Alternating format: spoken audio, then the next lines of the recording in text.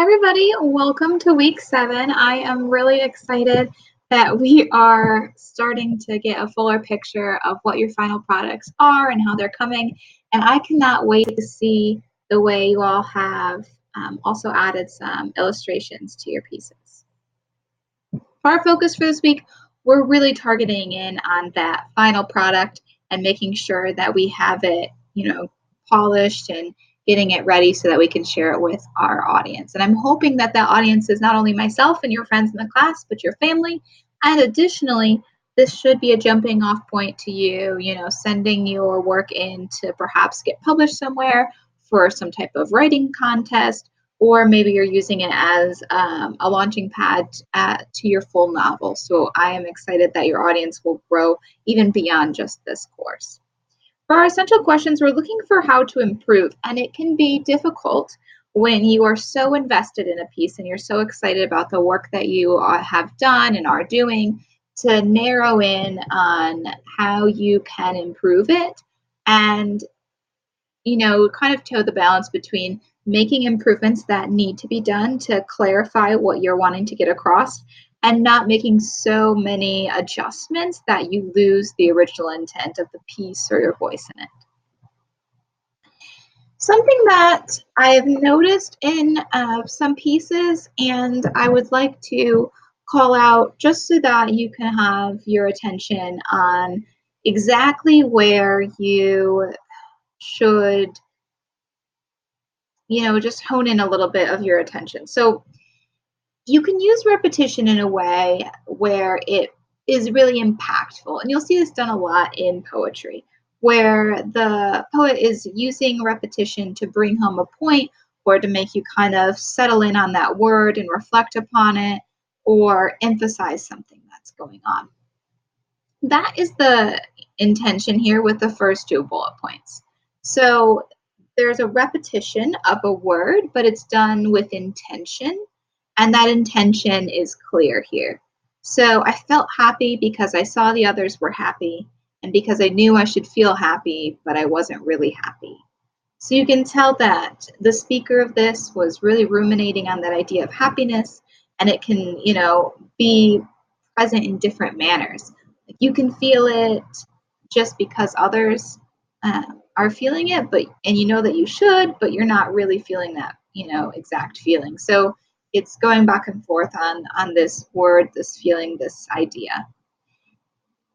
What we don't want to see is the third example here, where it says, I wanted to run to the store, I wanted to go there for eggs, I wanted to get my shopping done so I could go back home to my game. That's not incorrect. That's a correct, mini paragraph here. However, if your reader is going through your piece and most of your sentences are starting in the same way, you're using similar adjectives over and over again, you're using said over and over, or there's just the same kind of setup to your piece, that can get a bit redundant and it might have your reader lose a little bit of interest. And I don't want them for 1 second to deviate away from what you're trying to get them to in your piece. So just make sure if you are seeing that repetition, and you could even go through what I used to do with my students in person is we would highlight those pieces that you saw as repetitive and then work on changing some of them so that you had a good mix in there and it wasn't so point by point by point. In the same vein, even though, maybe they could each start with, I wanted, I desired, I had a drive to. That's still a little bit redundant in the structure of the sentence, and that's high level. So if you get there, that would be a great place to be. That would be above and beyond, where you could say, I wanted to run to the store. Eggs were the number 1 thing on my list to get there. Switching up where the subject is, what the subject is, rearranging that sentence structure. But at least make sure that the beginning of your sentences are all the same. You're mixing up your adjectives. And if you are adding in dialogue, you're not always using the word said or stated. Also, in some discussions with you all, it's become apparent that sometimes it can be difficult to get your thoughts out and get them flowing. Something that might help you is taking out your phone or a computer or something and recording you just talking about it. Or go to a family friend or a family member and have them record you talking about what you want to write. Because that is a great way for you to just get those ideas out and flowing and in the open, and you can later, play that piece for yourself so you can engage with, diving into what you've said and incorporating that in your writing. Another option that might help you get, your creative juices flowing is looking for a picture online or in a book that you have, or maybe it's a photo of a place that you've been. And you take that photo and try to describe it as if to someone who has never seen that place. And just get all of the description out as if you were painting that picture with your words for your reader.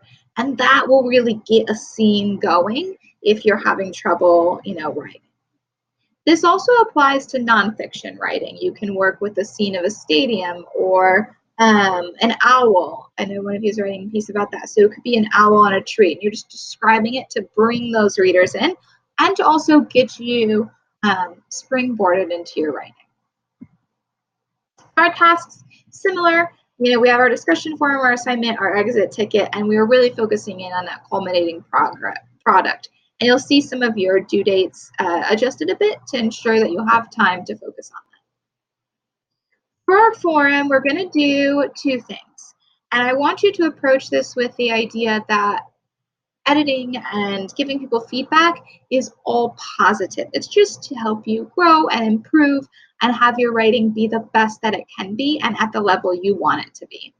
So there is a PDF here that you can download, and you're going to do the self-editing of your own piece as it is so far. These boxes you can check where they're at. I think it's so important that you're reading your piece aloud and, stopping and seeing if what you have is correct. You're going to go through and do that and then upload your own self-edit so I can see where you think you are. Then you're going to go to at least 2 of your friends, read what they have so far, and then download the same PDF. And on the right-hand side, you're going to be doing a peer edit of them.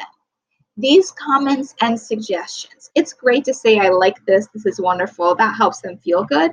But if you can be more specific, it will help them to repeat those pieces that you enjoyed as a reader. So I really like the way you described that mountain. I could see it. Or the way you had these 2 characters talk to one another, I felt I was in the conversation. Comments like that will help them repeat those actions. For your assignment, you're going to keep writing and revising your piece. It's not just you write it, you revise it, you finish it. It's an ever-evolving kind of going through piece here. I'm sorry, it says 6, but 7. So you're going to take your feedback from me last week, and you're going to look at the feedback your friends left for you. And if you can gather feedback from your family, that's great too. Now, you're going to submit your rough draft as you have it, but then also artwork and a final title. So I know before we picked out 3 titles. You're going to pick the title you like the best, and then you're going to add some type of illustration. If you go to Canva, you can make a book cover, or I know one of you is doing a newspaper article, you can set it up that way. Or if you want to free draw, your book cover or your poetry book cover or your short story image, you can do that as well, and then upload the title and the artwork. Just to show you, if you are in Canva, at the bottom is like the cover to the book or to the article or book you can make. You can have your book cover here, and it's a free application to use. For your exit ticket, there's a fun proofwriting game that I want you to engage in and tell us your score, and hopefully it'll help you hone in on ways you can improve your writing. But I hope it'll be fun too. You're going to see a self-reflection rubric come up. I just wanted to show it to you here for those of you who like to be prepared. It will be in the next week. It's just you kind of getting a sense of how you think you did, so I can know where you assess yourself and where you think your own strengths are. Last, and just like last week, please turn in what you've written so far with your edits on them that you've made, some improvements, and then read what you've written so far after the edits you've done this week out loud to yourself.